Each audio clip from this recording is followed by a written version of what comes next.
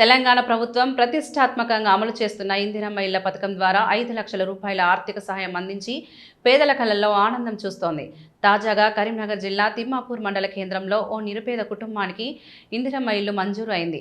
10 నెలల్లో ఇంటి నిర్మాణం పూర్తి చేసుకుని నేడు గృహప్రవేశం చేశారు.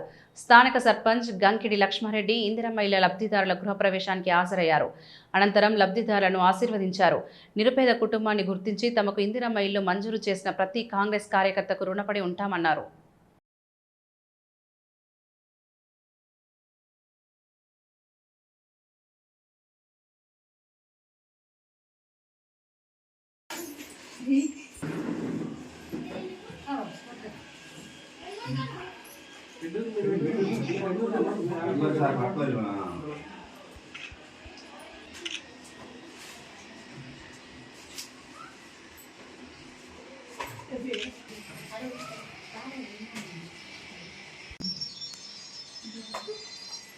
పేరు శ్రవణ్ కుమార్, మా తిమ్మాపూర్ గ్రామం.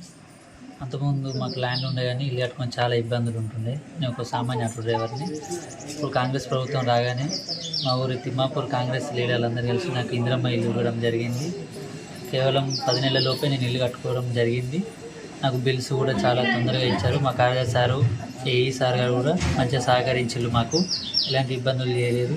కొన్ని గ్రామాలు ఇబ్బంది పడ్డాం. మా గ్రామంలో మాకు సార్ కానీ మా కాంగ్రెస్ పార్టీ నాయకులు కానీ మాకు ఎలాంటి ఇబ్బందులు లేకుండా మాకు ఇల్లు ఇచ్చారు. మాకు చాలా సంతోషంగా ఉంది. ఇవాళ గృహప్రవేశం చేసుకున్నాం. వారిని కూడా పిలవడం జరిగింది.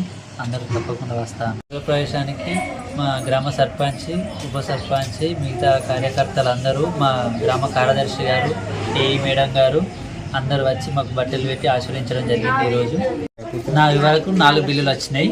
ఇంకొక బిల్లు రావాలి. అది కూడా మొన్న సార్ ఫోటో తీసుకున్నారు. ఏఈ మేడం కూడా వచ్చి ప్రభుత్వంలో మాకు ఇందిరమ్మ ఇల్లు చాలా సంతోషంగా ఉంది.